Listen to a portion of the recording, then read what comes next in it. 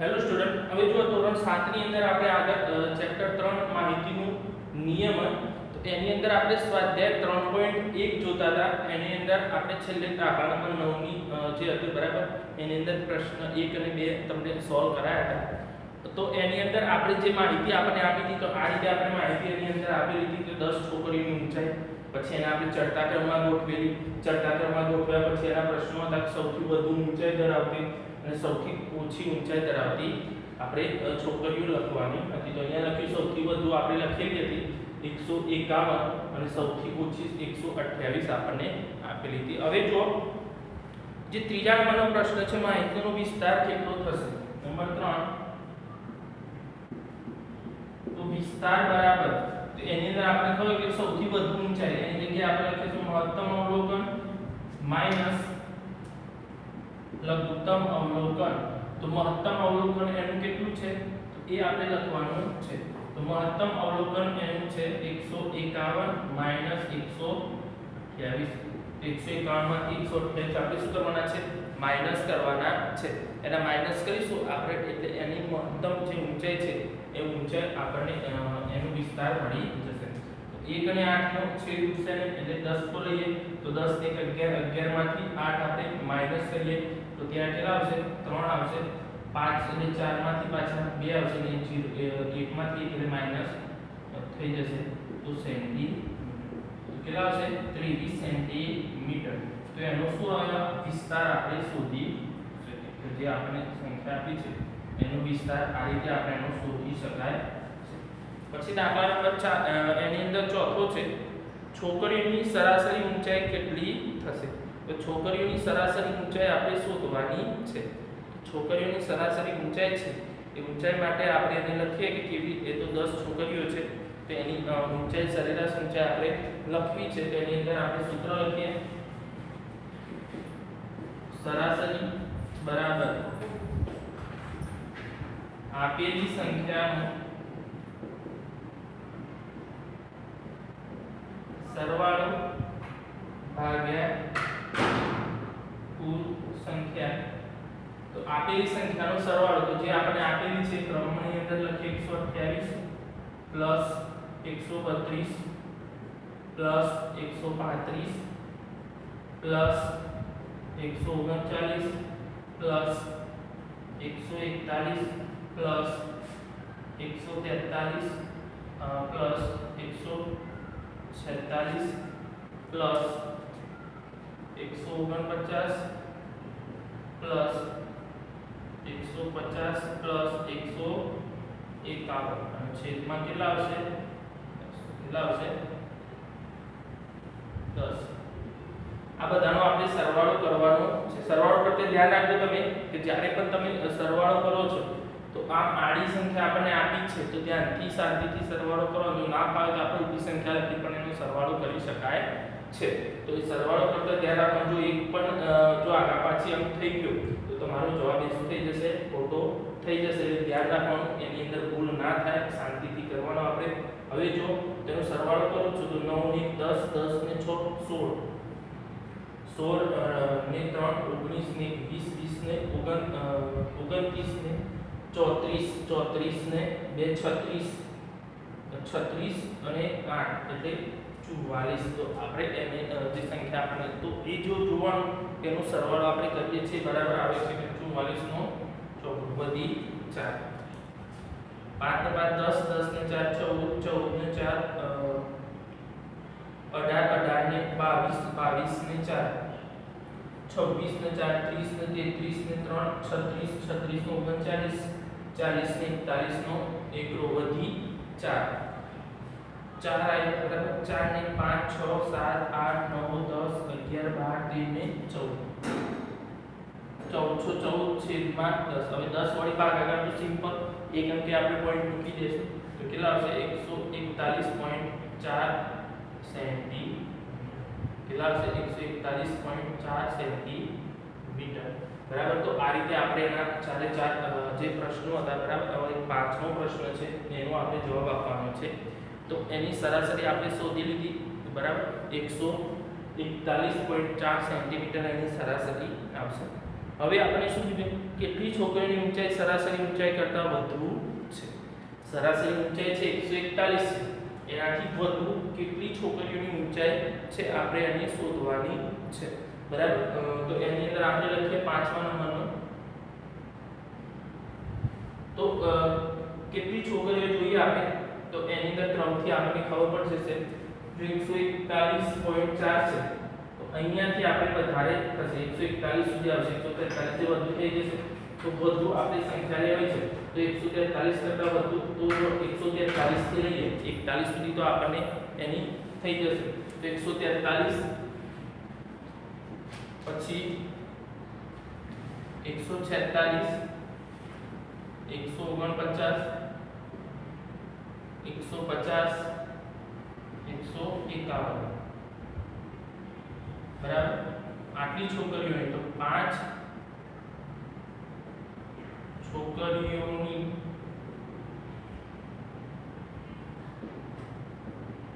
ઊંચાઈ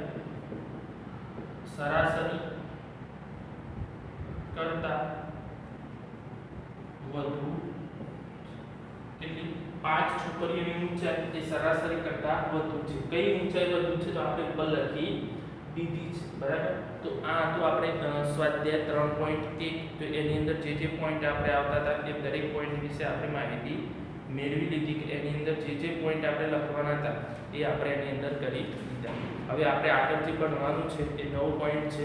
એ તમને હું શીખવાડું તમે આટલું પહેલા લખી દો પછી આગળનો નવો પોઈન્ટ તમને શીખવાડું છું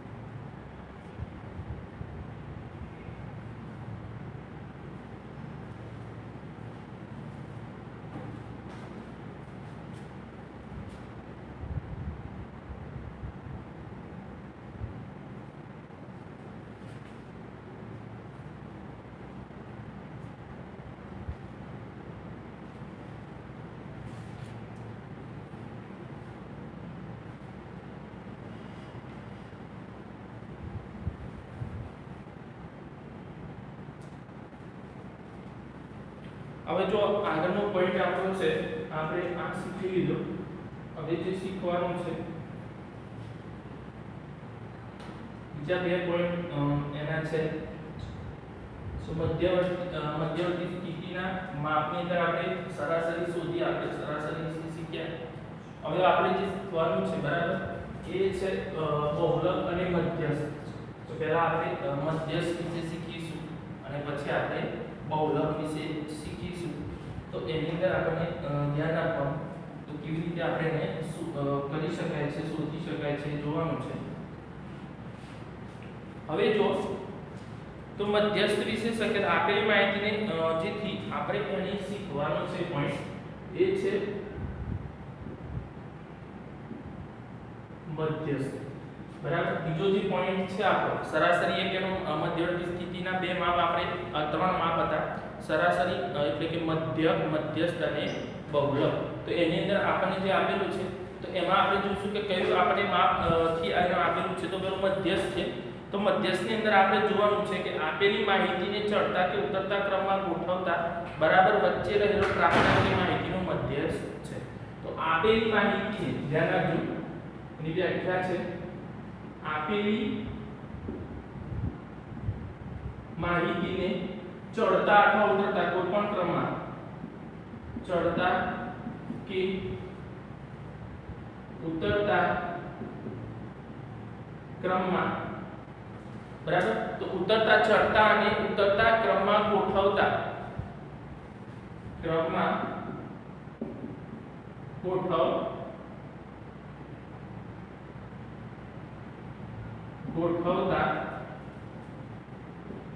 બરાબર મધ્યમાં આવતા પ્રાપ્તાંકને મધ્યસ્થ કહે છે. બરાબર. ફરી એકવાર જો આપેલી માહિતીને ચડતા કે ઉતરતા કયા ચડતા કે એની અંદર જોવાનું ચડતા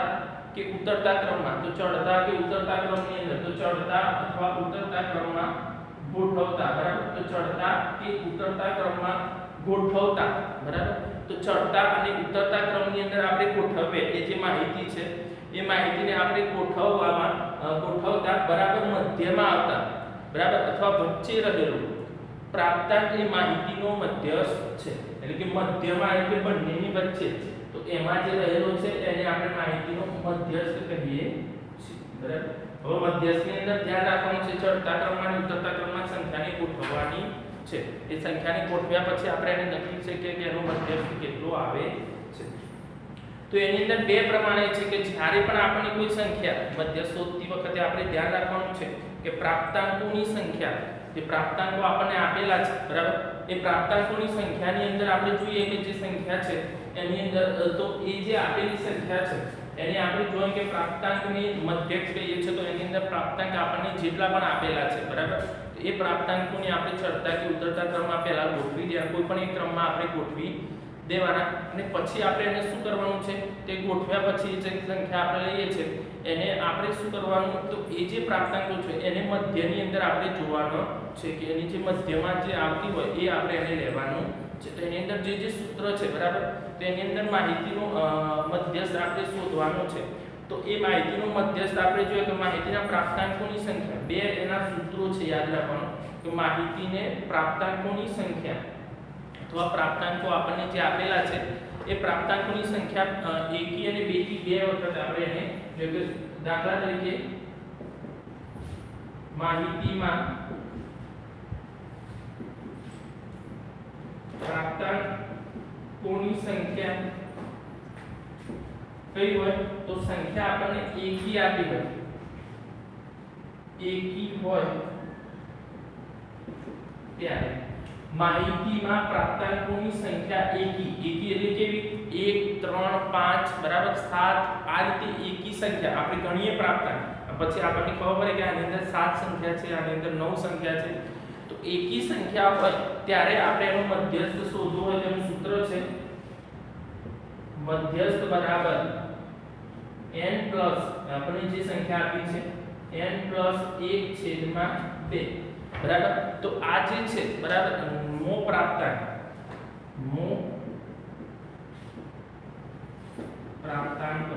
બરાબર આ સૂત્રનો આપણે ઉપયોગ કરવાનો છે. તો એની અંદર આપણે જોવાનું કે મો પ્રાપ્તાંક n એટલે પ્રાપ્તાંક, n એટલે શું છે આ n નું જે મહત્વ છે n બરાબર શું છે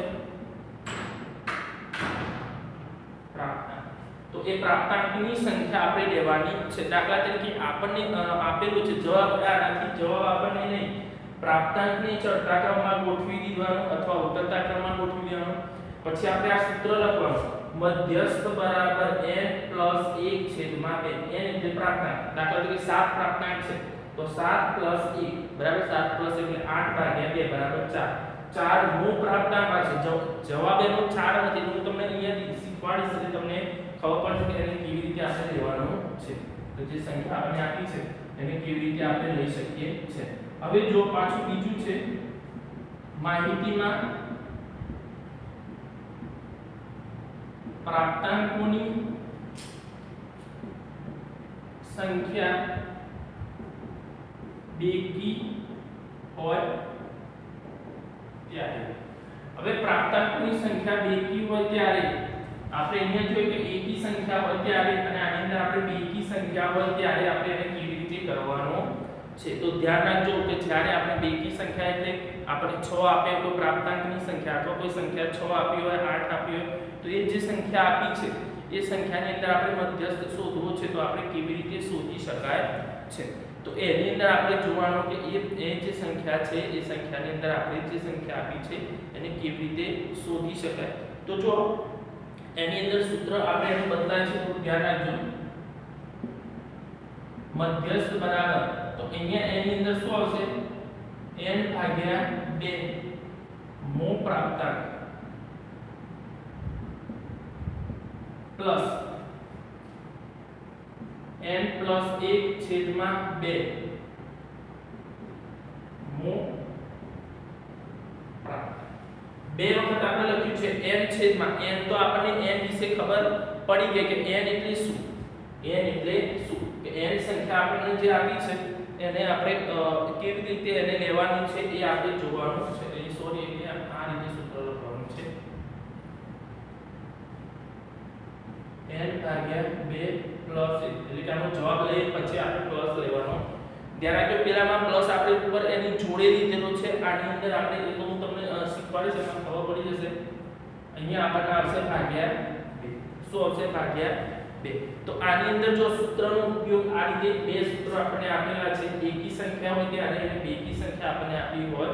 ત્યારે આપણે એને કેવી રીતે શોધવાના છે એ સૂત્રનો ઉપયોગ કરી અને આપણે એને લખવાનું છે તો એની અંદર દાખલા તરીકે ઉદાહરણ તરીકે આપણે દાખલા તરીકે કોઈ દાખલો આપણે જોવાનું કે મધ્યસ્થ શોધવો છે તો મધ્યસ્થ શોધવા માટે આપણને કોઈ સંખ્યાઓ આપી છે હવે એ સંખ્યાનો આપણે મધ્યસ્થ શોધવો હોય તો કેવી રીતે આપણે એને શોધી શકીએ છીએ દાખલા તરીકે અહીંયા જો લખીએ આપણે મધ્યસ્થ શોધો તો એની માટે આપણે કોઈ સંખ્યાઓ લખી દઈએ તો મધ્યસ્થ કેવી રીતે આપણે એને શોધી શકીએ છીએ એના લખીએ આપણે 45 39 48 35 50 46 અને 41 આપણે આ સંખ્યાઓ લખી દીધી બરાબર મધ્યસ્થ આનો શોધવો છે તો મધ્યસ્થ શોધવા માટે પહેલા આપણે એને ચડતા કે ઉતરતા ક્રમમાં તો આપણે એને ચડતા ક્રમમાં લખીએ કે ઉતરતા ક્રમમાં તો દાખલા તરીકે આપણે એને ચડતા ક્રમની અંદર લખી દે તો ચડતા ક્રમની અંદર આની અંદર જોઈએ આપણે પહેલી સંખ્યા કઈ આવશે 35 પછી 39 પછી 41 45 46 48 ગણી લેવાની 1 2 3 4 5 6 7 1 2 3 4 5 6 7 તો સાત સંખ્યા થઈ ગઈ ચડતા ક્રમની અંદર ગોઠવી દે હવે પ્રાપ્તાંકોની સંખ્યા કેવી છે તો એકી છે કે બેકી તો 7 છે તો 7 એ કેવી કહેવાય એકી સંખ્યા કહેવાય કેવી કહેવાય એકી હવે એકી સંખ્યા હોય તો આનો ઉપયોગ કરવાનો રહેશે તો એનો ઉપયોગ આપણે કરીએ છીએ તો n બરાબર આપણે કેટલા આપ્યા છે 7 તો આ યાદ રાખો n એટલે પ્રાપ્તાંકોની સંખ્યા તો એની અંદર આપણને જે આપેલી છે એની સંખ્યા જે આપણે જોઈએ કે n બરાબર એની આપણને 7 આપેલી છે તો 7 આપણે અહીંયા આપેલા છે તો 7 આપણે અહીંયા લખી દીધા હવે આપણે શું કરવાનું છે એનું સૂત્ર લખીશું તો મધ્યસ્થ બરાબર અહીંયા શું આપણને આપ્યું છે n + 1 છેદમાં 2 મો પ્રાપ્તાંક બરાબર તો આ n + 2 મો પ્રાપ્તાંક લખીએ તો n એટલે 7 તો 7 + 1 છેદમાં 2 મો તો 7 + 2 એટલે 8 છેદમાં 2 મો પ્રાપ્તાંક હવે 8 છેદમાં 2 ને ઉડી જશે એટલે 4 બરાબર છેદ ઉડી ગયો એટલે 4 મો પ્રાપ્તાંક આ જવાબ 4 નથી જો ધ્યાન રાખજો 4 મો પ્રાપ્તાંક લેવાનો ચડતા ક્રમમાં હોય એ જ સંખ્યા જોવાની 1 2 3 અને 4 તો અહીંયા આપણે મધ્યસ્થ બરાબર કેટલા આવશે 45 કેટલા આવશે 45 તો ધ્યાન રાખવાનું એની અંદર તો મધ્યસ્થ શોધવા માટે એની અંદર આપણે શું કરવાનું તો પહેલા અહીંયા જે છેદ મૂકતો હોય ત્યાં છેદ મૂકીને આપણે લખે ચોથો પ્રાપ્તાંક તો ચોથો પ્રાપ્તાંક કયો છે તો એ આપણે ચડતા ક્રમમાં જોવાનું ઉપરની જે રકમની અંદર સંખ્યા આપી છે એમાં જોવાનું નથી એને ચડતા ક્રમમાં જે ગોઠવી હોય એ સંખ્યાની અંદર આપણે જોવાનું છે તો એની અંદરથી આપણને ખબર પડે કે એની અંદર જે પ્રાપ્તાંક આપ્યો છે એ કયો પ્રાપ્તાંક આપણે લેવાનો છે બરાબર તો આ રીતે આપણને જ્યારે એકી સંખ્યા આપી છે તો આ સૂત્રનો ઉપયોગ કરી આપણે લખી શકીએ બેકી સંખ્યા આપી હોય તો આ રીતનું સૂત્રનો આપણે ઉપયોગ કરવાનો છે એને કેવી રીતે આપણે કરવાનો છે એ કેવી રીતે બેકી સંખ્યા આપણે કેવી રીતે કરીએ હું તમને શીખવાડું છું અત્યારે આપણે અહીંયા આ રીતે મધ્યસ્થ શોધવાનું છે ધ્યાન રાખજો મધ્યસ્થ એટલે આપેલી માહિતીને ચડતા કે ઉતરતા ક્રમની અંદર ગોઠવવાની છે બરાબર એ માહિતીને આપણે ચડતા કે ઉતરતા ક્રમમાં ગોઠવી એને લખવાની છે બરાબર અને બરાબર મધ્યમાં આવતા પ્રાપ્તાંકની મધ્યસ્થ કહે છે એ મધ્યની અંદર આવતો પ્રાપ્તાંક એમાં બે પ્રકારની છે માહિતીના પ્રાપ્તાંકની સંખ્યા એકી હોય એટલે કે એકી સંખ્યામાં આપી હોય તો મધ્યસ્થ બરાબર n + 1 છેદમાં 2 નો પ્રાપ્તાંક n એટલે પ્રાપ્તાંક એટલે કે સંખ્યા n એટલે ટોટલ સંખ્યા આપણે લેવાની તો એની અંદર એ રીતે આપણે લઈએ છીએ માહિતીના પ્રાપ્તાંકોની સંખ્યા બેકી હોય તેનું સૂત્ર છે મધ્યસ્થ બરાબર n છેદમાં 2 મો પ્રાપ્તાંક પ્લસ n છેદમાં 2 પ્લસ 1 મો પ્રાપ્તાંક ભાગ્યા 2 બરાબર તો આપણને જે સંખ્યા આપી છે એ સંખ્યાની અંદર કઈ સંખ્યા આપણને આપેલી છે એ જોવાની અને પછી આપણે એને ભાગ્યા 2 કરવાના રહેશે કે દાખલા તરીકે આપણને જે પ્રાપ્તાંક આપ્યો છે એ પ્રાપ્તાંક કેવો છે એ પ્રાપ્તાંકને આધારે આપણે એને લઈ શકીએ છે તો માહિતીની અંદર જેટલા પણ પ્રાપ્તાંક આપ્યા હોય પ્રાપ્તાંકનો ઉપયોગ કરી તમે આને શોધી શકાય છે પછી મધ્યસ્થ શોધવા માટે આપણે એકી સંખ્યાને જે હતું એ આપણે એને શોધી દીધું કે દાખલા તરીકે ઉદાહરણ મેં શીખવાડ્યું તો પછી મધ્યસ્થ શોધતા જે રીતે વિસ્તારની અંદર પહેલા સંખ્યાને ચડતા ક્રમમાં એ રીતે મધ્યસ્થને પણ ચડતા ક્રમમાં આગળ આપણે બહુલક આવે છે એમાં પણ એ જ વસ્તુ કરવાની છે તો પહેલા ચડતા ક્રમમાં આપણે ગોઠવી દેવાનું પછી ટોટલ n એટલે ટોટલ એની સંખ્યા આપણે લખી કે 7 આપણને આપેલા છે મધ્યસ્થ બરાબર n + 1 છેદમાં 2 બરાબર તેને 7 ની ભાગ્યા આપણે 4 કરે તો 4 મો પ્રાપ્તાંક આ વસ્તુ તમારે યાદ રાખવાની છે કે અહીંયા 4 મો પ્રાપ્તાંક એટલે જવાબ એનો 4 ગણાતો નથી 4 મો પ્રાપ્તાંક એટલે અહીંયા ચડતા ક્રમની અંદર આપણે જોવાનું કે ચોથો પ્રાપ્તાંક કયો છે તો 1 2 3 અને 4 તો ચોથો પ્રાપ્તાંક આ છે તો 45 છે તો અહીંયા જવાબ 45 એનો આવશે એનો જવાબ 4 આવશે નહીં તો એ ધ્યાન રાખવાનું તમારે બરાબર તો આ રીતે આપણે એનો મધ્યસ્થ શોધી શકાય છે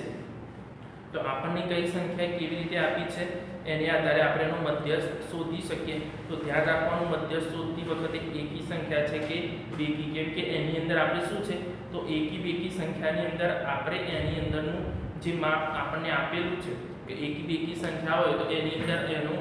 જે સૂત્રો છે સૂત્રો બદલાય છે બરાબર બાકીનું આપણે એની અંદર નેક્સ્ટ લેક્ચરની અંદર